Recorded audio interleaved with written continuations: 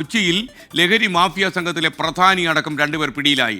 കൊച്ചി സ്വദേശി റിയാസ്, സുഹൃത്ത് മുഹമ്മദ് അനീവ എന്നിവരെയാണ് പോലീസ് അറസ്റ്റ് ചെയ്തത്.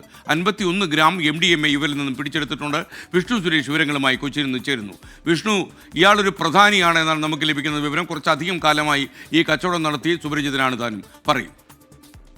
കൊച്ചിയിലെ ലഹരി മാഫിയയിലെ ഏറ്റവും പ്രധാനപ്പെട്ട കണ്ണിയാണ് റിയാസ്. ഇയാൾ മംഗളൂരുവിൽ നിന്നടക്കം അതോടൊപ്പം വിദേശത്തു നിന്നടക്കം ഈ MDMA കൊച്ചിയിലും അതോടൊപ്പം മറ്റ് കേരളത്തിന്റെ ഇടങ്ങളിലൊക്കെ എത്തിച്ച് വിതരണം നടത്തുകയും വിൽപ്പന നടത്തുകയും ചെയ്യുന്ന ആളാണ്. റിയാസിനെ ഇന്നലെയാണ് കൊച്ചി ഡാൻസ് ഓഫ് യൂണിറ്റിന്റെ നേതൃത്വത്തിൽ വിനോജിന്റെ നേതൃത്വത്തിലുള്ള സംഘം പിടികൂടിയത്. ഇടപ്പള്ളിയിൽ നിന്നാണ്. ഇയാളുടെ പക്കൽ അപ്പോൾ തന്നെ 51 ഗ്രാം MDMA ഉണ്ടായിരുന്നു. ഇയാൾക്കൊപ്പം ഉണ്ടായിരുന്ന മുഹമ്മദ് റിയാസ് ഹനീഫയെയും പോലീസ് പിടികൂടിയിട്ടുണ്ട്. ഇരുവരും ഈ MDMA കച്ചവടക്കാരാണെന്നുള്ള കാര്യം പോലീസ് സ്ഥിരീകരിക്കുന്നുണ്ട്. ഒപ്പം ഇവർ എന്തിനാണ് കൊച്ചിയിൽ വീണ്ടും എത്തിയത്, ഈ MDMA കൈവശം വെച്ചിരുന്നത് കൂടുതൽ ആളുകൾക്ക് നൽകാണോ എന്നുള്ള കാര്യങ്ങളൊക്കെ വിശദമായ പരിശോധന നടത്തുകയാണ്. നേരത്തെ ഈ ആലുവയിലും അതോടൊപ്പം സമാനമായി പാലാരിവട്ടത്തും വലിയ തോതിൽ MDMA പിടിച്ചിരുന്നു. ആ MDMA വിൽപ്പന നടത്തിയതും സപ്ലൈ നൽകിയതും റിയാസ് ആണെന്ന് പോലീസ് സ്ഥിരീകരിക്കുന്നുണ്ട്. കൊച്ചിയിലെ ഒരു പ്രധാനപ്പെട്ട പെഡ്ലറാണ് റിയാസ് പിടിയിലായതോടുകൂടി തന്നെ കൂടുതൽ കേസുകൾ ഒരുപക്ഷെ വരും ദിവസങ്ങളിൽ ഉണ്ടാകാനുള്ള സാധ്യതയുണ്ട്. വലിയ രീതിയിൽ MDMA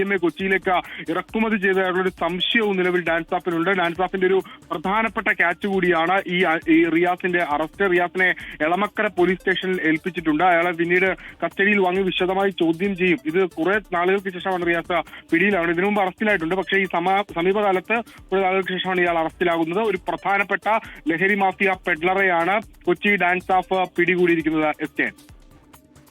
ഓക്കെ, വിഷ്ണു സുരേഷാണ് വിവരങ്ങൾ നൽകിയത്.